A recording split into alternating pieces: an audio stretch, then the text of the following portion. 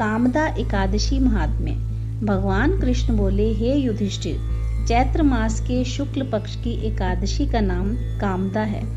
इसका महात्म्य राजा दिलीप ने गुरु वशिष्ठ से पूछा था। वशिष्ठ जी बोले, एक भोगीपुर नगर में पुंडरीक नाम राज्य करता था। उसकी सभा में गंधर्व गान करते थे, अप्सरा नृत्य करती थी। उनमें ललिता नाम गंधर्वनी और गंधर्व भी रहता था। उनका परस्पर अति प्रेम था। एक दिन राज्य सभा में ललित गंधर्व गान कर रहा था। ललिता उसके सामने न थी। उसकी स्मृति में गाना अशुद्ध गाने लगा। किसी ने राजा के सामने चुगली खाई। राजा को क्रोध उत्पन्न हो गया।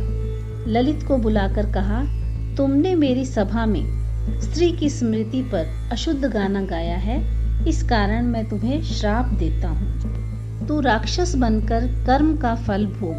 पुंडरीक के श्राप से ललित का मुख विकराल हो गया। 8 योजन उसका शरीर था, 2 योजन भुजाएं लंबी थी। उसके रोमांच मानो बड़े बड़े वृक्ष थे। नेत्र सूर्य चंद्रमा के समान चमकते थे। मंदराचल पर्वत की कंदरा के समान उसका पेट था। भोजन मिलना बहुत मुश्किल हो गया। भूख से बहुत ही दुखी हो गया।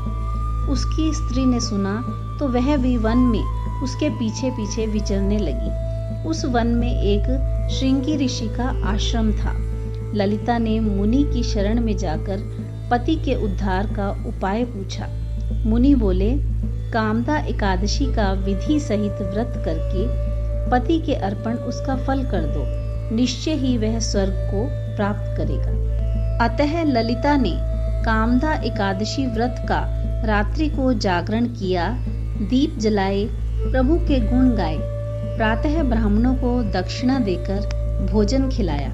फिर उनकी परिक्रमा कर पद पद पर से अश्वमेघ यज्ञ का फल प्राप्त किया। ब्राह्मणों के सामने पति के अर्पण संकल्प कर दिया। उसी समय वह राक्षस योनि से छूटकर पत्नी के सहित स्वर्ग को चला गया। जय श्री कृष्ण।